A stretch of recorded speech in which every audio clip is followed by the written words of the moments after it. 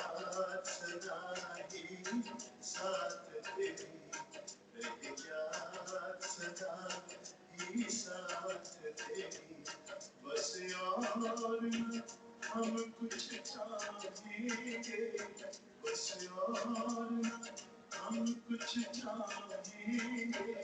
तेरी याद अमृत पीते हैं, तेरी याद अमृत पीते हैं।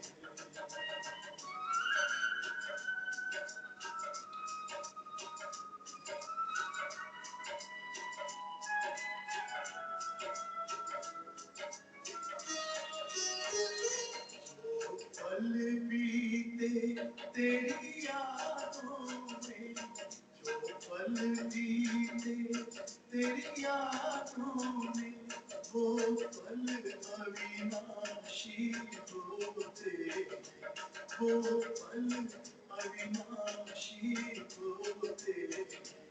हर पल को सफल बना देंगे, हर पल को सफल बना देंगे। तेरी याद कभी ना छोड़ेंगे, तेरी याद कभी ना छोड़ेंगे। तेरी याद का अमृत पीते हैं, तेरी याद का अमृत पीते हैं।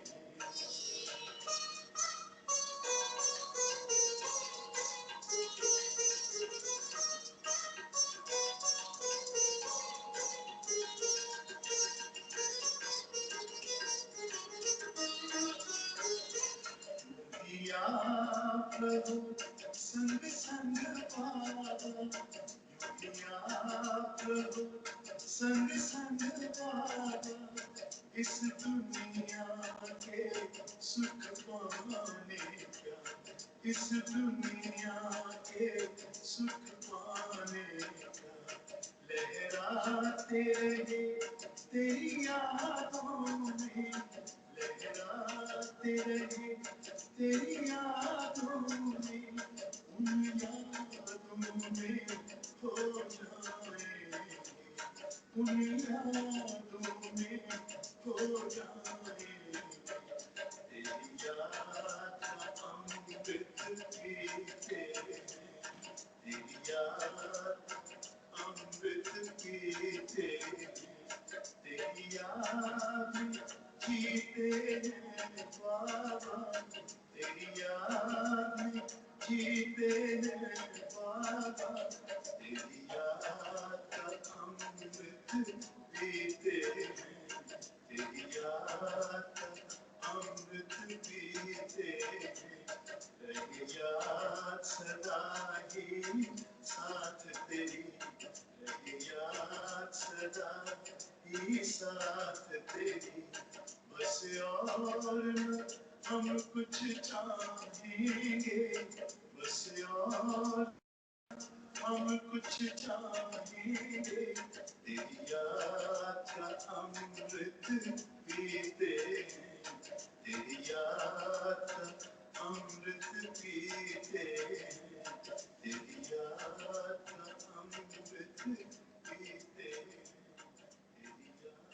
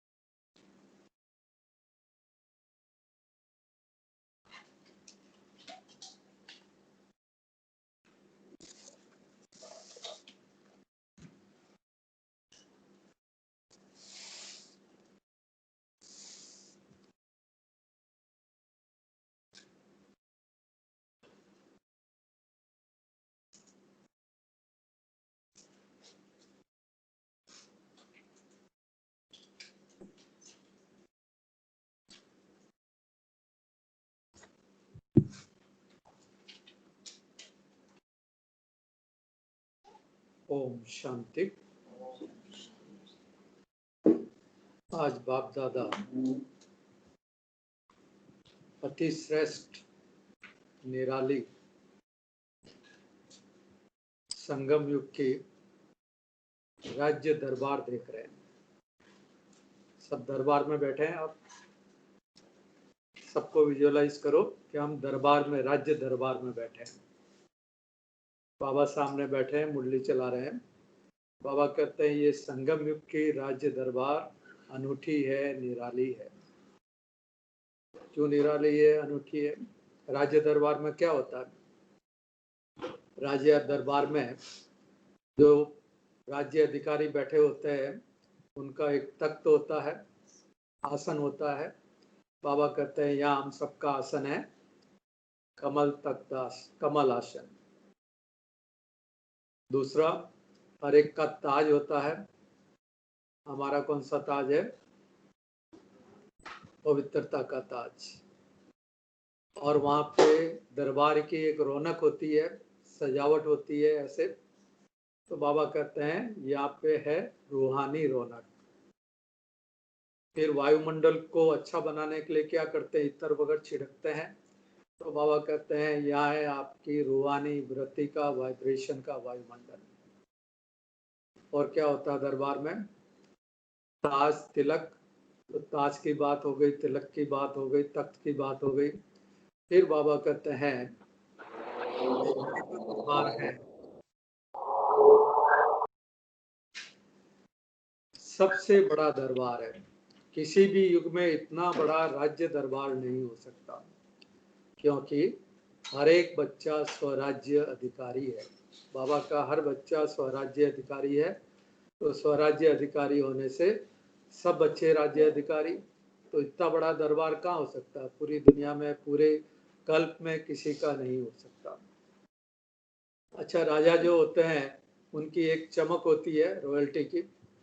बाबा कहते हैं बच्चों में है रूहानी चमक।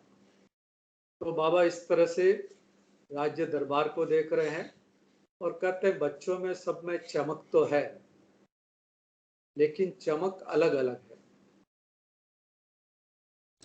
चमक अलग अलग है। तो बाबा कहते हैं दो तरह के बच्चे हैं। एक तो है सहज योगी, स्वतः योगी, सहज उस रूहानियत की स्थिति में स्थित रहने वाले। और दूसरे है जो पुरुषार्थ द्वारा उस रूहानी स्थिति में स्थित रहने वाले। तो इन दोनों का डिफरेंस होने से चमक अलग अलग हो जाती है। जो स्वतः सहज योगी है, बाबा कहते हैं जैसे उनकी नेचुरल ब्यूटी है, नेचुरल चमक है। और नेचुरल चमक है तो सदा एक रस रहती है। और जो पुरुषार्थ द्वारा स्थिति को बनाते हैं उनमें चमक तो है, लेकिन पुरुषार्थ द्वारा बनाई हुई चमक है। तो वो एक रस नहीं रहती है, कभी अच्छी रहती है और कभी परसेंटेज में आ जाती है। जैसे कोई तो बहुत नेचुरल ब्यूटीफुल है जिसको मेकअप करने की जरूरत ही नहीं है, तो सदा एक रस रहेगा। जो मेकअप कर रहा है वो मेकअप कभी अच्छा होगा, कभी उतर जाएगा, कभी कहीं से निकल जाएगा, तो चमक वैसे ही कम हो जाएगी। तो वैसे ही बाबा कहते हैं एक तो स्वतः सहज स्थिति में स्थित रहने वाले सहज योगी, स्वतः योगी। दूसरे को जो पुरुषार्थ करना पड़ता है, जिनको मेहनत से करते हैं। फिर बाबा कहते हैं जो स्वतः या सहज योगी होते हैं उनके चेहरे से लोगों को अनुभव होता है कि ये सहज प्राप्ति स्वरूप आत्माएं हैं, इनको जरूर बहुत बड़ी प्राप्ति हुई है। उनके चेहरे से प्राप्ति नजर आती है। और जो पुरुषार्थी होते हैं, बाबा कहते हैं उनके चेहरे से क्या नजर आता है, लोगों को क्या अनुभव होता है कि इनकी मंजिल बड़ी ऊंची है और इनका त्याग भी बड़ा ऊंचा है।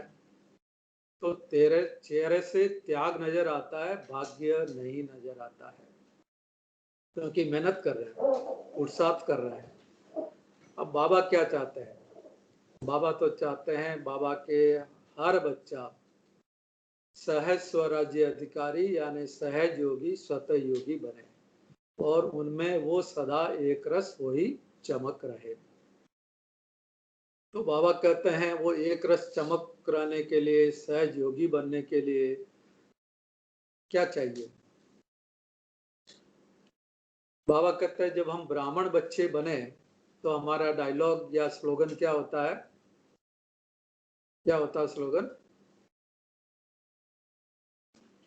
एक बाप दूसरा न कोई, मेरा तो एक शिव बाबा दूसरा न कोई।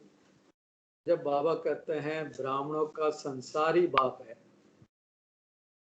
तो फिर बुद्धि कहाँ जाएगी? कहीं जा ही नहीं सकती। अगर बुद्धि कहीं जा ही नहीं सकती तो स्वतः योगी हो गए, सहज योगी हो गए। तो अगर सहज योगी नहीं है, मेहनत लग रही है, पुरुषार्थ लग रहा है, इसका मतलब हमने बाप को अपना संसार नहीं बनाया है। हमारी बुद्धि कई जगह दूसरी जगह भी जाती रहती है।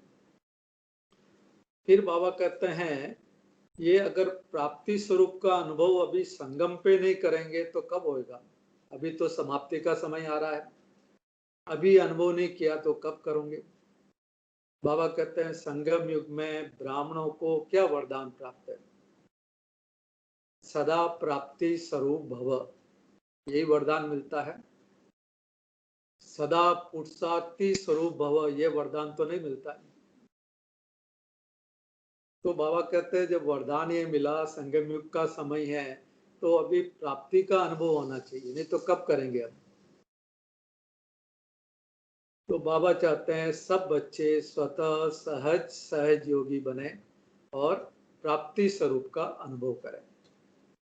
कई बच्चे सोचते होंगे, कौन सोचते हैं कि हम तो लेट आए हैं?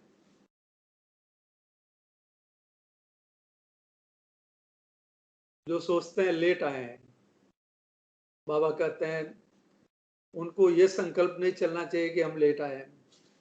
अब लेट आना जल्दी आना इट इज सब्जेक्टिव। एक मान लो दादी है 80 साल से ज्ञान में है, एक 40 साल से है, तो 40 वाला बोलेगा मैं तो लेट आया।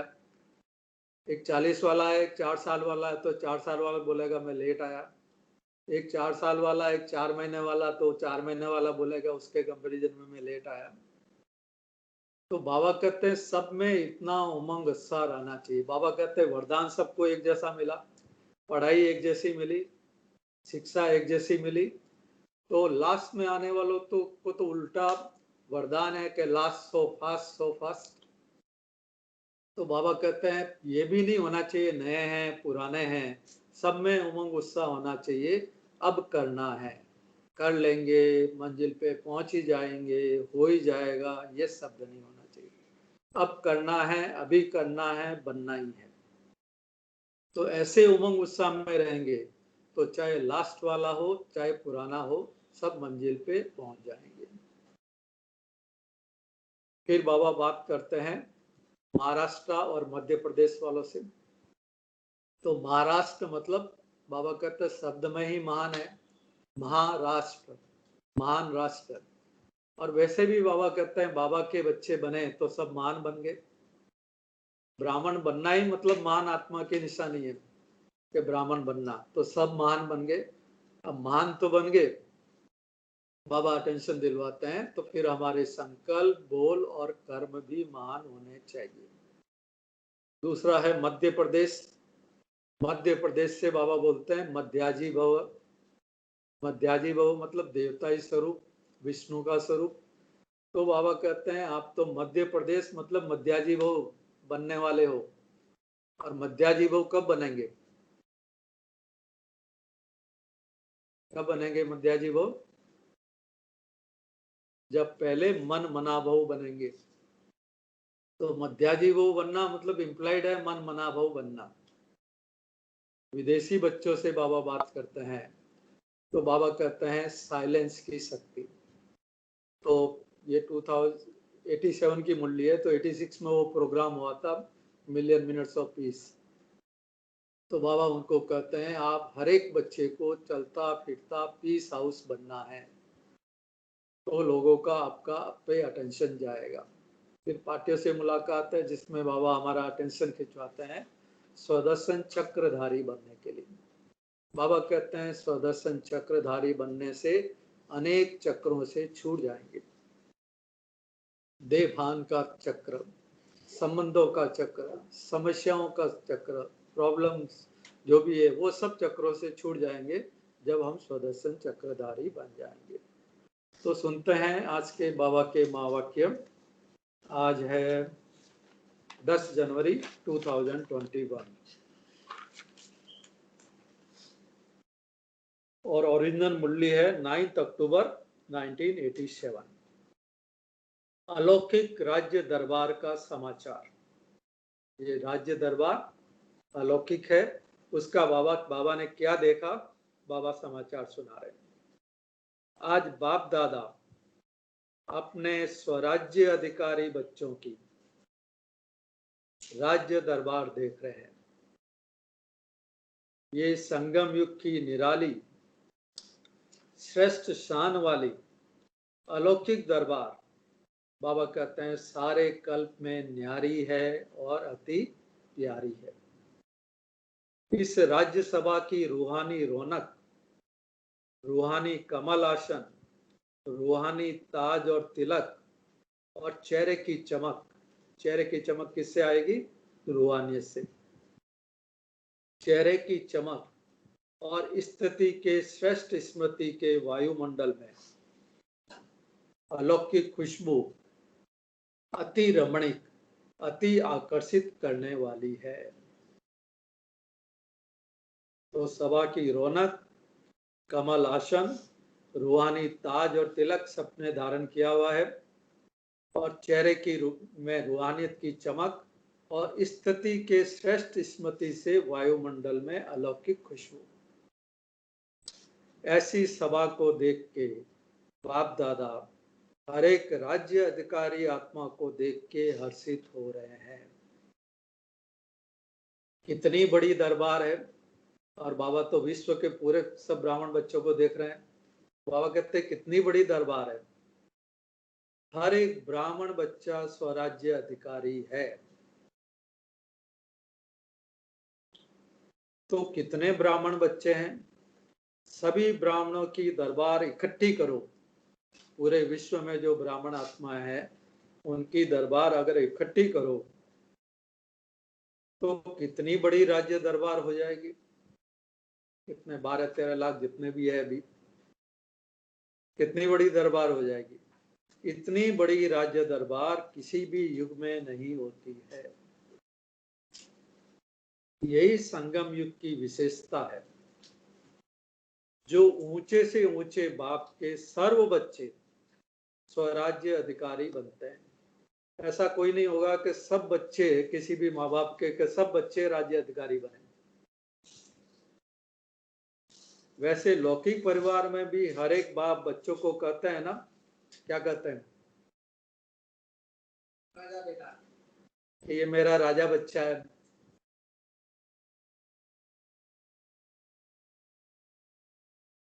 राजा बेटा है, या इच्छा रखते हैं कि मेरा हर एक बच्चा राजा बने। लेकिन सभी बच्चे राजा बन नहीं सकते। ये कहावत परमात्मा बाप की कॉपी की है। बाबा कहते हैं मेरे सब बच्चे राजा बच्चे हैं। तो बाबा कहते हैं बाबा जो कहते हैं उसकी कॉपी करते हैं। लौकिक में बच्चों को राजा बच्चा कहते हैं। इस समय बाप दादा के सब बच्चे, कितनी बड़ी बात है, बाप दादा के सब बच्चे जो लाखों की अंदाज में है, सब बच्चे राजयोगी अर्थात स्व के राजे। नंबरवार जरूर है लेकिन है तो स्वराज अधिकारी ना। लेकिन है सभी राजयोगी, है सब राजयोगी। कोई प्रजा योगी तो नहीं है ना? नहीं, प्रजा योगी कोई नहीं है, सब राजयोगी है। हमारा टाइटल ही वही है, राजयोगी। तो बाप दादा बेहद की राज्यसभा देख रहे थे।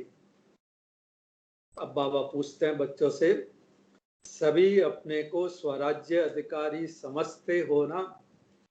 या बाबा ही समझते हैं? हमें सभी अपने को स्वराज्य अधिकारी समझते हो ना?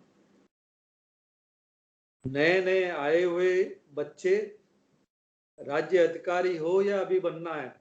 जिन्होंने बोला हम नए नए हैं, राज्य अधिकारी हो या बनना है अभी, इसमें तो टाइम का कोई मतलब नहीं है, समझ में आया और बने बस। नए नए हैं तो मिलना जुलना सीख रहे हैं, अव्यक्त बाप की अव्यक्त बातें समझने की भी आदत पड़ जाएगी। नए नए आते तो कई बार मुरली समझ में नहीं आती ना, पर्टिकुलरली अव्यक्त मुरली। तो बाबा कहते हैं अव्यक्त बाप की अव्यक्त बातें समझने की भी आदत पड़ती जाएगी। फिर भी इस भाग्य को अभी से भी समय पर ज्यादा समझेंगे कि हम सभी आत्माएं कितनी भाग्यवान हैं। चलो नए भी सही, लेकिन दुनिया के कंपैरिजन में कितने भाग्यवान हैं। तो बाप दादा सुना रहे थे अलौकिक राज्य दरबार का समाचार। सभी बच्चों के विशेष ताज और चेहरे की चमक के ऊपर न चाहते हुए भी अटेंशन जा रहा था बाबा का। ताज और चेहरे की चमक, ताज मतलब प्योरिटी का लेवल, और चेहरे की चमक, चेहरे में रूहानियत कितनी है। ताज ब्राह्मण जीवन की विशेषता पवित्रता का ही सूचक है। ब्राह्मण जीवन की विशेषता पवित्रता, तो ताज तो सिंबॉलिक है, और चेहरे की चमक रूहानी स्थिति में स्थित रहने की रूहानियत की चमक है। साधारण रीति से भी किसी भी व्यक्ति को देखेंगे तो सबसे पहले दृष्टि चेहरे की तरफ ही जाएगी ना। कोई सामने आ रहा तो सीधा पहला तो चेहरा ही देखेंगे आप।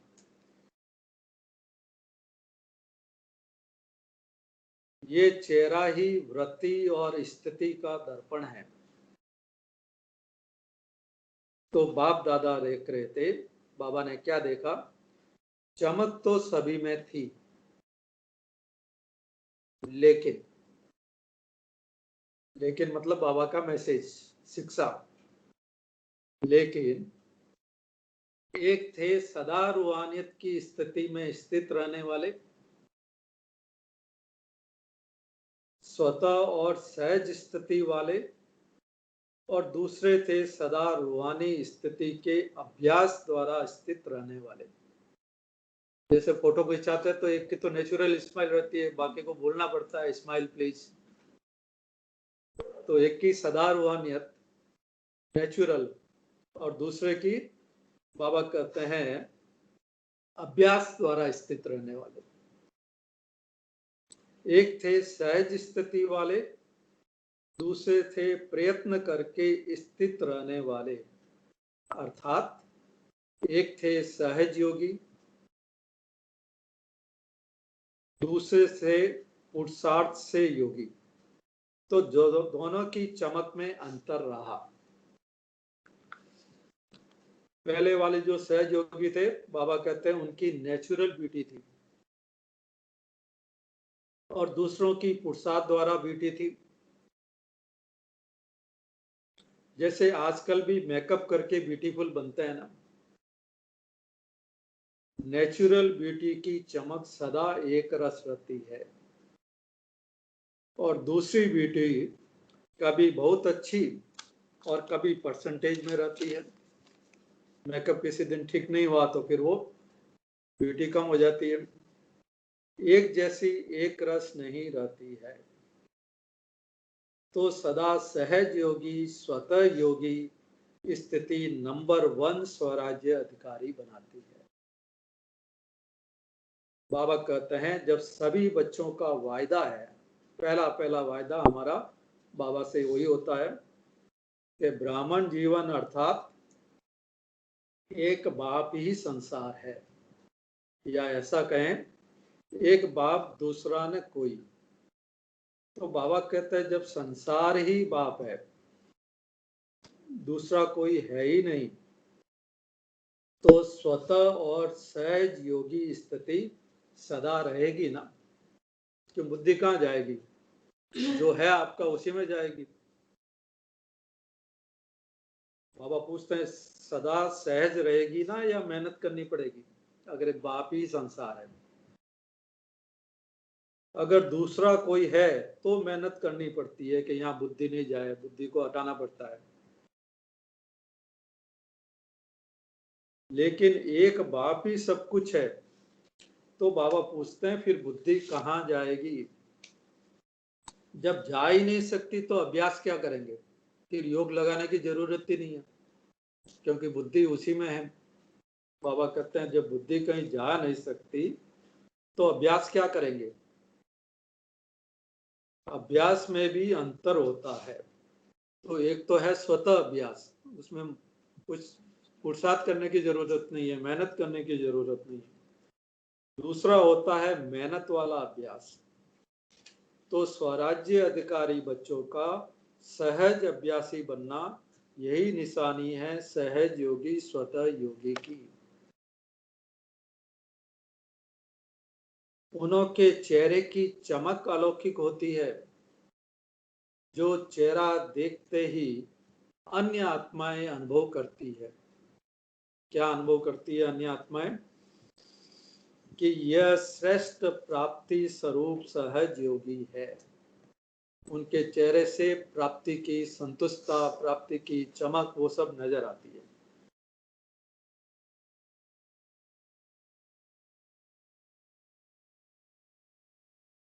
जैसे स्थूल धन या स्थूल पद के प्राप्ति की चमक चेहरे से मालूम होती है, वो रुआब होता है।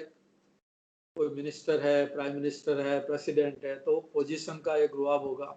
या कोई बिलियनर है तो उसको एक पैसे की जो है प्रॉपर्टी की उसकी चमक होगी, चेहरे पे एक रुआब होगा। तो जैसे स्थूल धन या स्थूल पद के प्राप्ति की चमक चेहरे से मालूम होती है कि ये कोई साहूकार कुल का या ऊंच पद अधिकारी है, ऐसे यह श्रेष्ठ प्राप्ति, श्रेष्ठ राज्य अधिकार अर्थात श्रेष्ठ पद की प्राप्ति का नशा या चमक चेहरे से दिखाई देती है।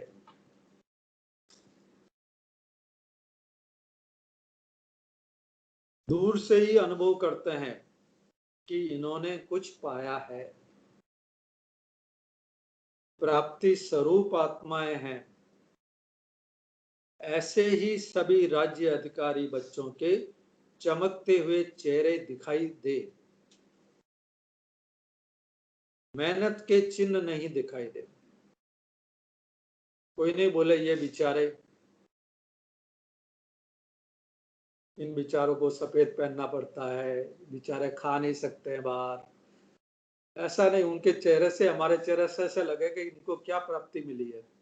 पूछे हमारे को आपको क्या मिला?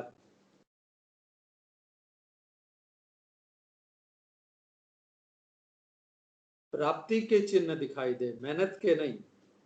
अभी भी देखो, कोई कोई बच्चों के चेहरे को देख के यही कहते हैं इन्होंने कुछ पाया है, और कोई कोई बच्चों के चेहरे को देखकर ये भी कहते हैं कि ऊंची मंजिल है।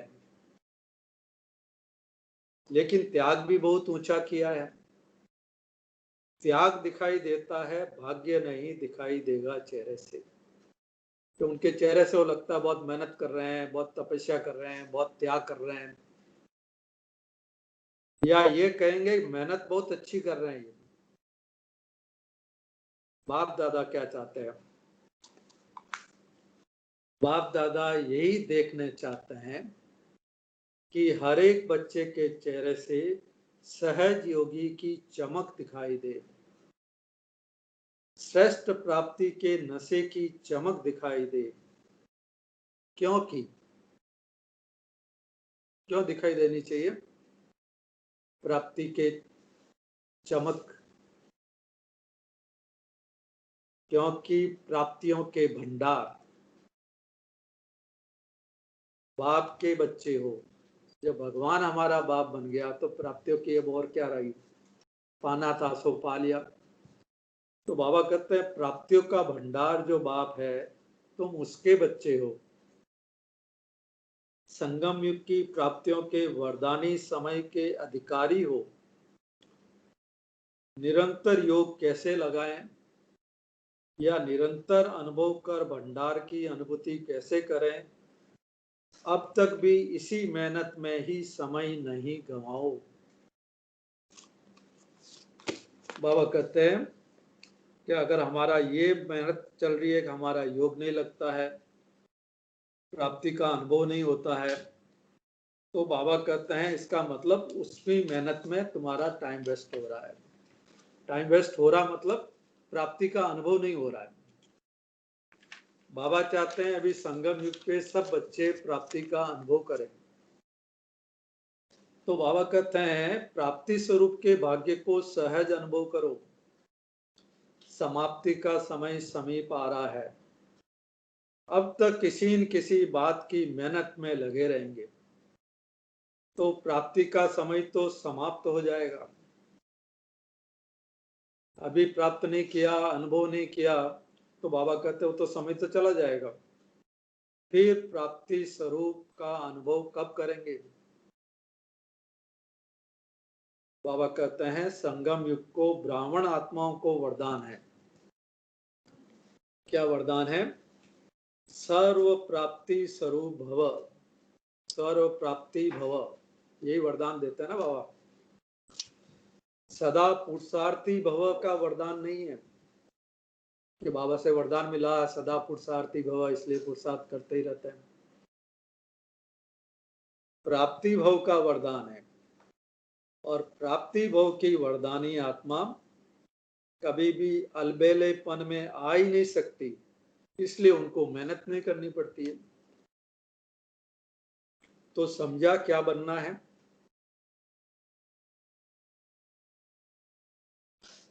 राज्यसभा में राज्य अधिकारी बनने की विशेषता क्या है, ये स्पष्ट हुआ ना? सब स्पष्ट हो गया ना? कैसा ताज, तेज का तिलक, तक, चमक, राज्य अधिकारी हो ना? या अभी सोच रहे हो कि है या नहीं है? बाबा कहते हैं किसी को डाउट तो नहीं है कि राज्य अधिकारी है या नहीं है? बाबा फिर भी क्लियर कर देते हैं कि जब विधाता के बच्चे बने, वरदाता के बच्चे बन गए, तो राजा अर्थात विधाता देने वाला प्राप्ति कुछ नहीं। तो अभी हमारे लेने की भी इच्छा नहीं होनी चाहिए, ये हो जाए, ऐसा हो जाए, थोड़ा सा ये सहज हो जाए। बाबा कहते हैं जब विधाता के बच्चे बन गए, वरदाता के बच्चे बन गए, अर्थात राजा बच्चे बन गए, तो राजा मतलब देने वाला, अब प्राप्ति कुछ नहीं तो लेंगे क्या? लेने की जरूरत ही नहीं, कोई इच्छा ही नहीं है। तो समझा? नए नए बच्चों को इस अनुभव में रहना है कि सब मिल गया भाग्य विधाता से, जो मिलना था, जो सब कुछ मिल गया खजाना। तो नए नए बच्चों को इस अनुभव में रहना है, युद्ध में समय नहीं गंवाना है। अगर युद्ध में ही समय गंवाया तो अंतमति भी युद्ध में रहेंगे, और अंतमति युद्ध में रहेंगे तो क्या बनना पड़ेगा? स्काइप वाला है, क्या बनना पड़ेगा? अंतमति युद्ध में रहे तो क्षत्रिय घराने में आएंगे, फिर क्षत्रिय घराने में आएंगे। तो चंद्रवंश में फिर क्या बनना पड़ेगा? चंद्रवंश में जाएंगे या सूर्यवंशी में जाएंगे? युद्ध वाला तो चंद्रवंश में ही जाएगा। इसलिए अभी एक प्रोग्राम करना चाहते हैं। क्या प्रोग्राम? जूम पे सब भाई बहनों को बताएंगे। अभी मुरली चल रहे हैं, कर रहे हैं, हो ही जाएंगे, पहुंच ही जाएंगे। अभी तक ऐसा लक्ष्य नहीं रखो। क्यों? अगर ये है तो बाबा कहते हैं अलबेलापन है। अब नहीं तो कब नहीं? बाबा कहते हैं बनना है तो अब, पाना है तो अब। ऐसे उमंग उत्साह वाले ही समय पर अपनी संपूर्ण मंजिल को पा सकेंगे। त्रेता में राम सीता बनने के लिए तो कोई भी तैयार नहीं है। हाथ उठाते तो कोई हाथ नहीं उठाता राम सीता के लिए। बाबा पूछते भी जब सत्युग सूर्यवंश में आना है तो सूर्यवंश अर्थात सदा मास्टर विधाता और वरदाता, लेने की इच्छा वाला नहीं। मदद मिल जाए, ये हो जाए तो बहुत अच्छा, ये मदद मिल जाए, ये हो जाए तो बहुत अच्छा, पुरुषार्थ में अच्छा नंबर ले लेंगे, नहीं।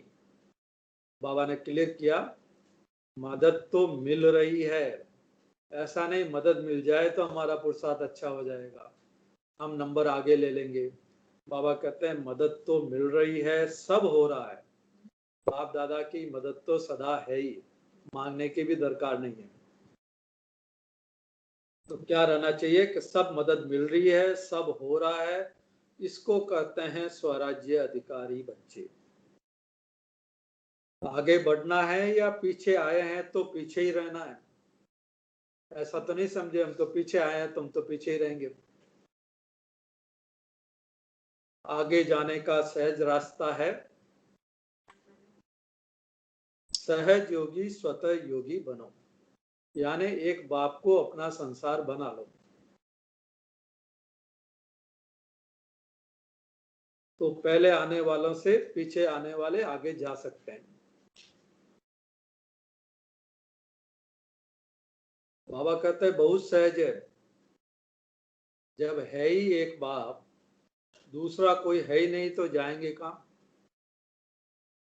प्राप्ति ही प्राप्ति है तो फिर मेहनत क्यों लगेगी? तो प्राप्ति के समय का लाभ उठाओ, सर्व प्राप्ति स्वरूप बनो, समझा? बाप दादा तो यही चाहते हैं कि एक एक बच्चा, चाहे लास्ट में आने वाला, चाहे स्थापना के आदि में आने वाला, चाहे शुरू से आया 1936-37 से, या अभी लास्ट में आया कोई बच्चा, 1 महीने का ही है, 1 दिन का भी है मान लो, हर एक बच्चा नंबर 1 बने, बाबा की तो यही इच्छा है। और उसके लिए बाबा ने कहा स्वतः योगी सहज योगी बनना है, और स्वतः योगी सहज योगी बनने के लिए एक बाप को अपना संसार बनाना है, राजा बनना है न कि प्रजा। अच्छा,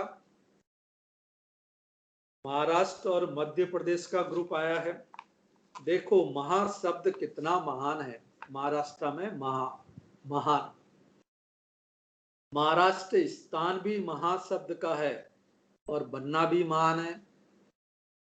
बाबा कहते हैं महान तो बन गए ना, बन गए या बनना है? महान तो बन गए ना, क्योंकि बाप के बने माना महान बने। महान आत्माएं हो, ब्राह्मण अर्थात महान, हर कर्म महान, हर बोल महान, हर संकल्प महान है, ये हमें चेकिंग करनी है। बाबा कहते हैं ब्राह्मण मतलब महान, उनका हर संकल्प, हर बोल, हर कर्म महान होगा, अलौकिक हो गए ना। तो महाराष्ट्र वाले सदा ही स्मृति स्वरूप बनो कि महान है, सदा अपने आप को महान आत्मा समझ के चलो। ब्राह्मण अर्थात महान चोटी है ना, कहता है ना ब्राह्मण चोटी। दूसरा है मध्य प्रदेश, सदा मध्याजी भव के नशे में रहने वाले, मन बनाभव के साथ मध्याजी भव का भी वरदान है, तो अपना स्वर्ग का स्वरूप इसको कहते हैं मध्याजी भव। तो अपने श्रेष्ठ प्राप्ति के नशे में रहने वाले अर्थात मध्याजी भव के मंत्र के स्वरूप में स्थित रहने वाले, तो वह भी महान हो गए।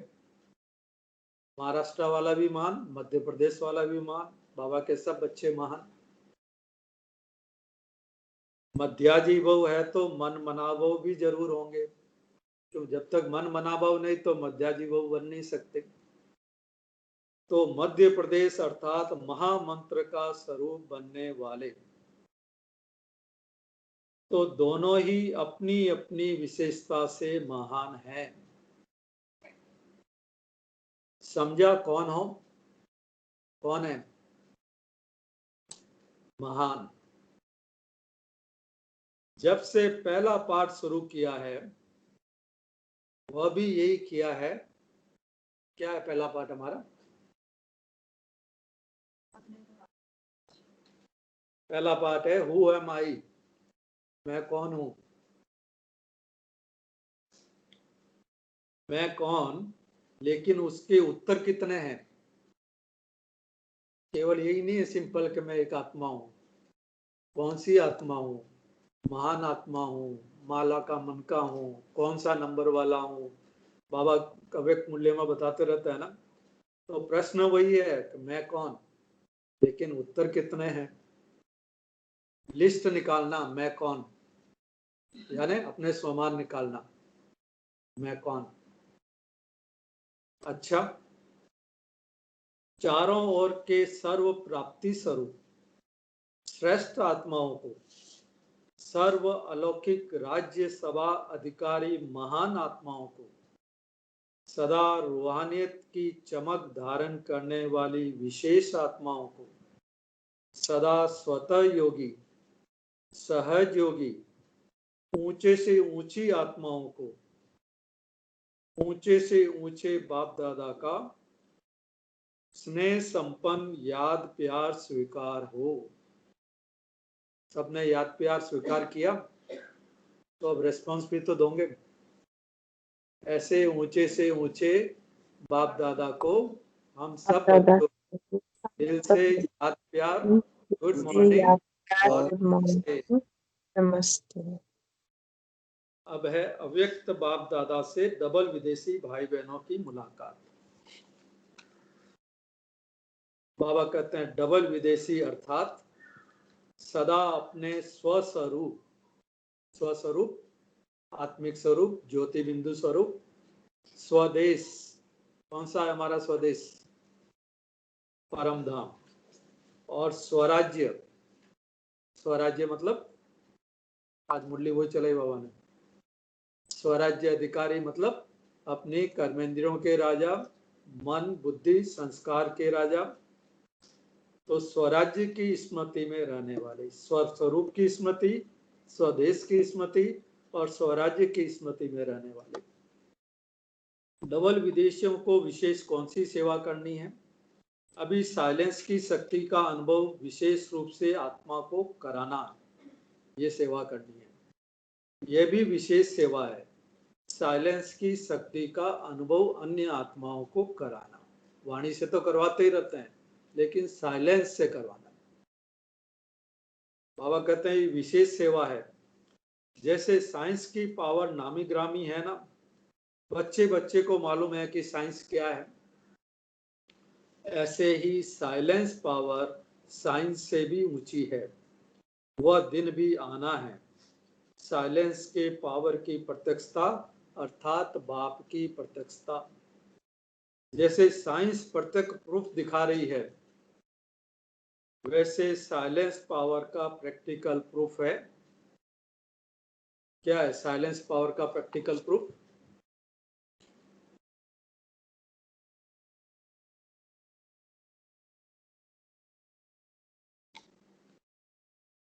बाबा कहते हैं साइलेंस पावर का प्रैक्टिकल प्रूफ है आप सबका जीवन। हमारे जीवन में अगर सुख शांति की अनुभूति है, लोगों को अनुभव हो रहा है, प्राप्ति का जो अनुभव हो रहा है, तो यह है प्रैक्टिकल प्रूफ साइंस साइलेंस की शक्ति का। बाबा कहते हैं जब इतने सब प्रैक्टिकल प्रूफ दिखाई देंगे तो ना चाहते हुए भी सभी की नजर में सहज आ जाएंगे। जैसे ये पिछले वर्ष पीस का कार्य किया ना, इसको स्टेज पर प्रैक्टिकल में दिखाया, जो मिलियन मिनट्स ऑफ पीस का प्रोग्राम था 86 में हुआ था। ऐसे ही चलते फिरते पीस के मॉडल दिखाई दे कि हमारे चेहरे से, हमारे मस्तक से शांति के वाइब्रेशन निकले, लोगों को अनुभव हो,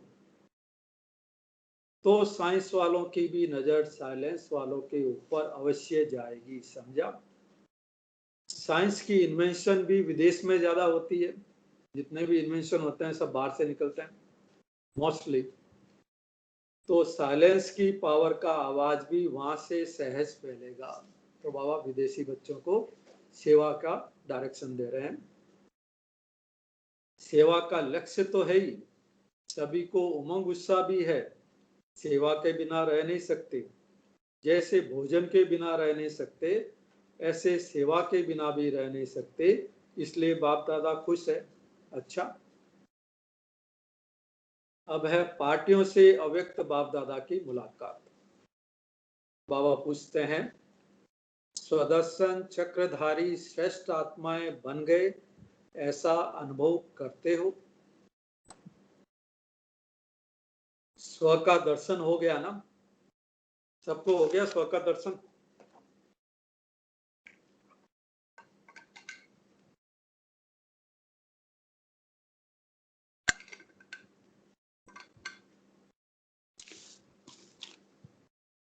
अपने आप को जानना अर्थात स्व का दर्शन होना,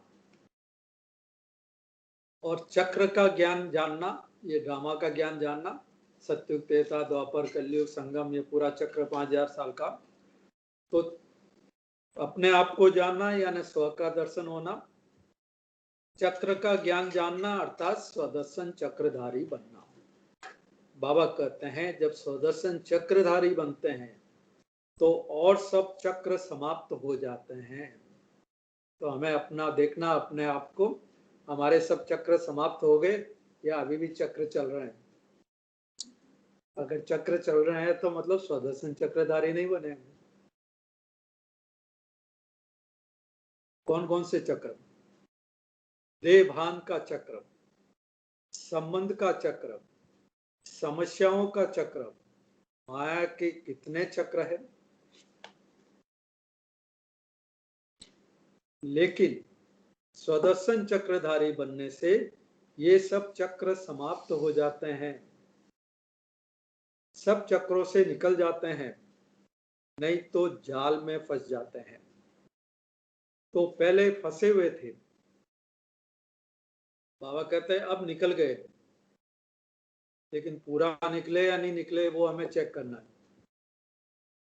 63 जन्म तो अनेक चक्रों में फंसते रहे हैं, और इस समय इन चक्रों से निकल आए तो फिर फंसना नहीं है। ऐसा नहीं कभी बाहर निकल जाते हैं, कभी फिर फंस जाते हैं। बाबा कहते हैं अनुभव करके देख लिया ना सब चक्रों का,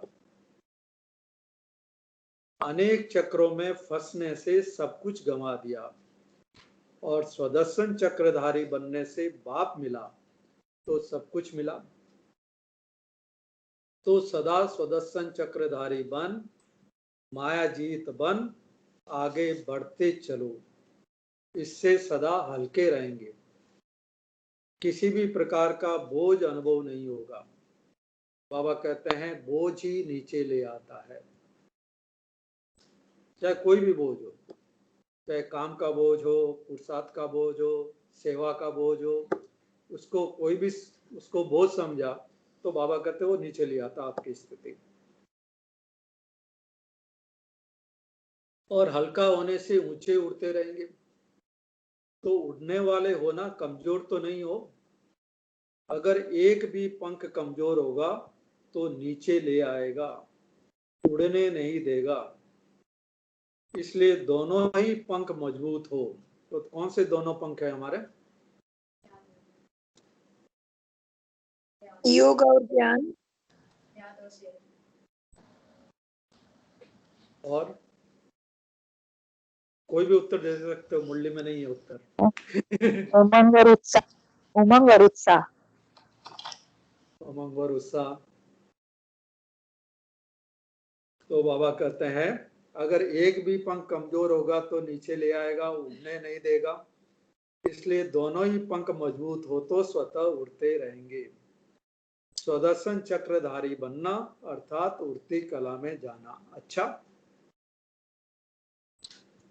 अब बाबा पूछते हैं, राजयोगी श्रेष्ठ योगी आत्माएं हो ना, साधारण जीवन से सहज योगी राजयोगी बन गए। ऐसी श्रेष्ठ योगी आत्माएं सदा ही अतीन्द्रिय सुख के झूले में झूलती है। बाबा बताते हैं कि हठ योगी जो फिजिकल योग करते हैं ना, हठ योगी योग द्वारा शरीर को ऊंचा उठाते हैं, कभी हाथ ऊपर, कभी टांग ऊपर, कभी सिर ऊपर। सिर तो ऊपर ही रहता है, टांगे ऊपर करने में मेहनत लगती है शीर्षासन करते हैं तो बाबा कहते हैं हठ योगी योग द्वारा शरीर को ऊंचा उठाते हैं और उड़ने का अभ्यास करते हैं। वास्तव में आप राजयोगी ऊंची स्थिति का अनुभव करते हो, इसको ही कॉपी करके वो शरीर को ऊंचा उठाते हैं। लेकिन आप कहां भी रहते ऊंची स्थिति में रहते हो, इसलिए कहते हैं योगी ऊंचा रहते हैं। फिर उन्होंने पहाड़ों पे जाके गुफाएं बना ली कि योगी ऊंचे रहते हैं। बाबा कहते हैं ये स्थिति की बात है, कहीं भी रहते आप बच्चे ऊंची स्थिति में रहते हो, इसलिए कहते हैं योगी ऊंचा रहते हैं। तो मन की स्थिति का स्थान ऊंचा है क्योंकि डबल लाइट बन गए हो। वैसे भी फरिश्तों के लिए कहा जाता है, क्या कहा जाता है फरिश्तों के लिए? उड़ते ही रहते हैं। फरिश्तों के पांव धरती पर नहीं होते हैं।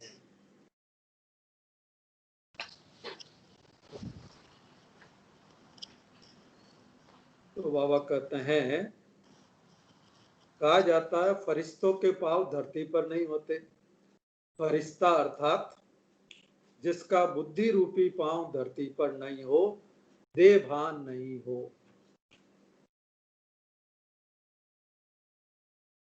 देहभान से सदा ऊंचे ऐसे फरिश्ते अर्थात राजयोगी बन गए।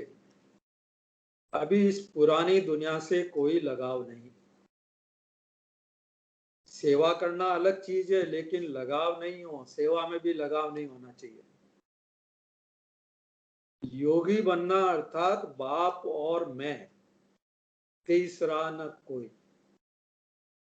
सेवा का तो बाबा ने एक खिलौना दिया हुआ है ब्राह्मणों को टाइम पास करने के लिए, लेकिन मुख्य अहम ऑब्जेक्ट तो क्या है हमारा?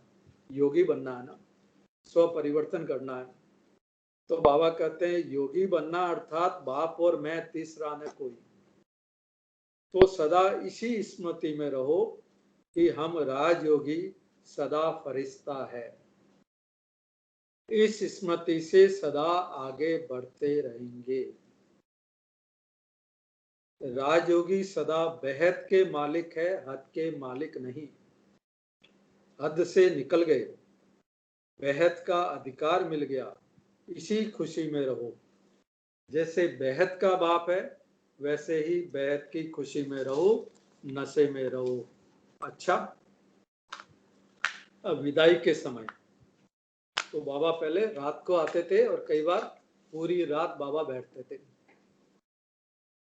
तो विदाई के समय तो बाबा कहते हैं सभी अमृत वेले के वरदानी बच्चों को वरदाता बाप की सुनहरी याद प्यार स्वीकार हो।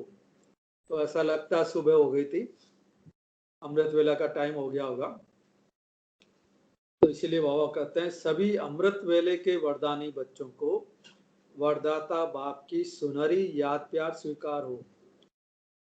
साथ साथ सुनहरी दुनिया बनाने की सेवा के सदा प्लान मनन करने वाले और सदा सेवा में दिल व जान, सिख व प्रेम से, तन मन धन से सहयोगी आत्माएं सभी को बाप दादा गुड मॉर्निंग।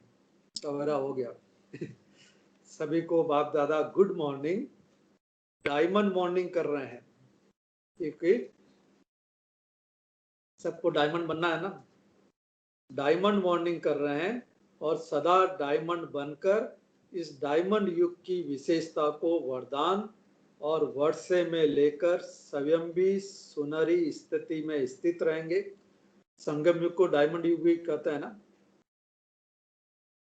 तो बाबा कहते हैं सदा डायमंड बनके इस डायमंड युग की विशेषता को वरदान और वर्षे में लेकर स्वयं भी सुनहरी स्थिति में स्थित रहेंगे और औरों को भी ऐसे ही अनुभव कराते रहेंगे। तो चारों ओर के डबल हीरो बच्चों को डायमंड मॉर्निंग, गोल्डन से भी ऊपर डायमंड, डायमंड मॉर्निंग। तो डायमंड मॉर्निंग बाबा, डायमंड मॉर्निंग। अच्छा, आज का वरदान है रहम दिल की भावना द्वारा, रहम दिल की भावना द्वारा अपकारी पर भी उपकार करने वाले, रहम दिल की भावना द्वारा अपकारी पर भी उपकार करने वाले शुभ चिंतक भव। कैसी भी कोई भी आत्मा, कैसी भी कोई भी आत्मा, चाहे सतोगुणी चाहे तमोगुणी संपर्क में आए, यानी कोई ब्राह्मण आत्मा है, कोई अज्ञानी आत्मा है, कोई भी आत्मा है आपके सामने, लेकिन सभी के प्रति शुभ चिंतक अर्थात अपकारी पर भी उपकार करने वाले, कभी किसी आत्मा के प्रति घृणा दृष्टि नहीं हो, क्योंकि जानते हो कि ये अज्ञान के वशीभूत है। अगर कोई गलत काम कर रहा है, आपके लिए गलत बोल रहा है, आपके लिए कुछ गलत व्यवहार है उसका, तो बाबा कहते हैं आप जानते हो कि ये तो अज्ञान के वश है, बेसमझ है। उनके ऊपर रहम या स्नेह आए, घृणा नहीं।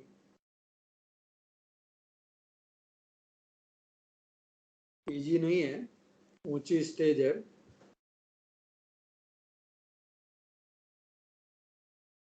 तो बाबा कहते हैं उनके ऊपर भी, जो आपका अपकारी है, उनके ऊपर भी रहम या स्नेह आए, घृणा नहीं। शुभ चिंतक आत्मा ऐसे नहीं सोचेगी कि इसने ऐसा क्यों किया, इसने ऐसा क्यों बोला, लेकिन इस आत्मा का कल्याण कैसे हो, यही है शुभ चिंतक स्टेज।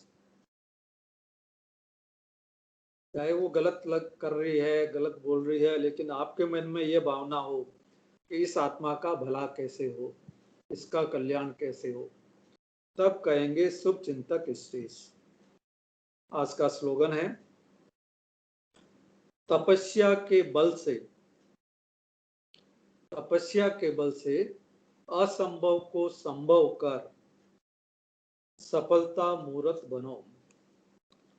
तपस्या के बल से असंभव भी संभव हो जाएगा और हर काम में आपको सफलता मिलेगी। तो अव्यक्त मास चल रहा है, जनवरी का मास, अव्यक्त मास। तो सब अपने अपने हिसाब से अच्छा पुरुषार्थ कर रहे होंगे। तो रोज हम ब्रह्मा बाबा का एक कदम की बात करते हैं। तो आज 10 जनवरी है, तो ब्रह्मा बाबा का 10वां कदम है, सर्व गुणों में मास्टर सागर। सर्व गुणों में मास्टर सागर। जैसे ब्रह्मा बाप सर्व गुणों में मास्टर सागर बने, सर्व शक्तियों का वर्षा प्रैक्टिकल जीवन में अनुभव किया, साथ साथ आत्मा की जो श्रेष्ठ व महान स्टेज है, आत्मा की श्रेष्ठ और महान स्टेज है संपूर्ण निर्विकारी, सर्वगुण संपन्न, 16 कला संपूर्ण, जो देवताओं की महिमा करते हैं ना, वो है आत्मा की सर्वश्रेष्ठ स्टेज ना, संपूर्ण स्टेज। वो महान स्टेज है संपूर्ण निर्विकारी, सर्वगुण संपन्न, 16 कला संपूर्ण, मर्यादा पुरुषोत्तम और संपूर्ण अहिंसक। इस महानता को जीवन में लाया, प्रैक्टिकल में ब्रह्मा बाबा ने उन विशेषताओं को ला करके दिखाया। ऐसे आप बच्चे भी सर्व गुणों सर्व कलाओं में संपन्न बनो, सर्व शक्तियों को अनुभव में लाते हुए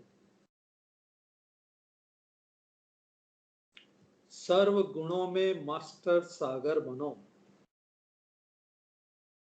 तब महादानी वरदानी स्वरूप से सेवा कर सकेंगे।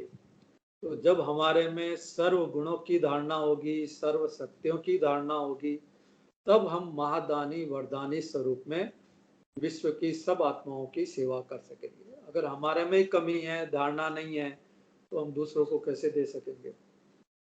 तो हमें बनना है मास्टर सागर, सर्व गुणों में सर्व शक्तियों में, जैसे कि ब्रह्मा बाबा बने।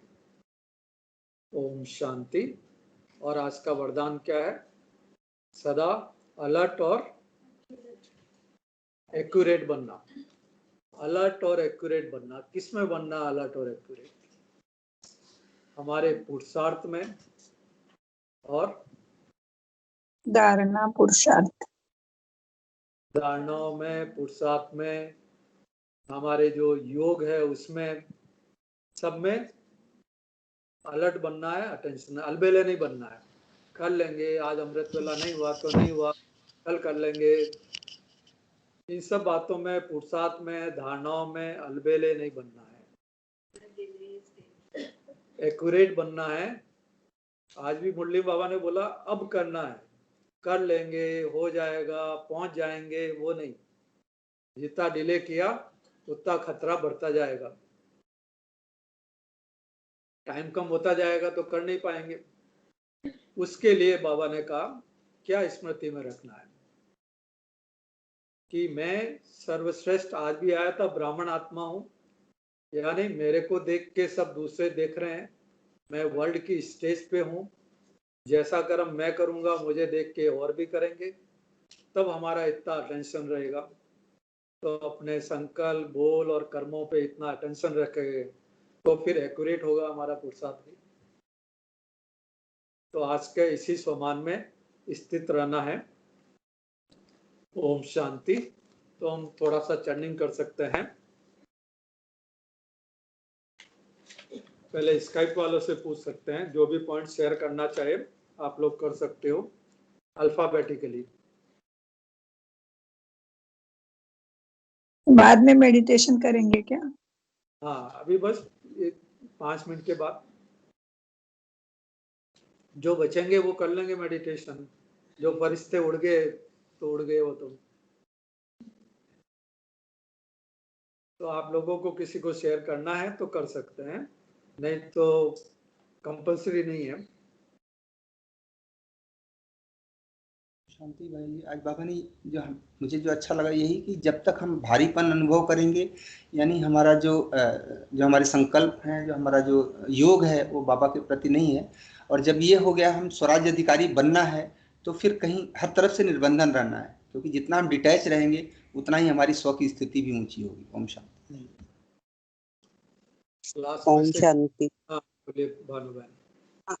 आज महाराष्ट्र वालों को तो बाबा ने महान बता दिया है, तो जब बाबा ने बता दिया है तो हम वही बनने की कोशिश करेंगे, स्वदर्शन चक्रधारी बन के महान बनेंगे। ओम शांति। महाराष्ट्र से है क्या आप? जी जी, महाराष्ट्र जलगांव से हैं हम। अच्छा, लेकिन अभी सब बेहद के हो गए, बाबा ने बोला सब बेहद के। अभी तो बस आत्मा अभिमानी बनना है, बाबा के बच्चे। बहुत बढ़िया। और कोई स्काइप से? चलो, क्लास में से किसी को क्या शेयर करना अच्छा लगा, किसी को पॉइंट?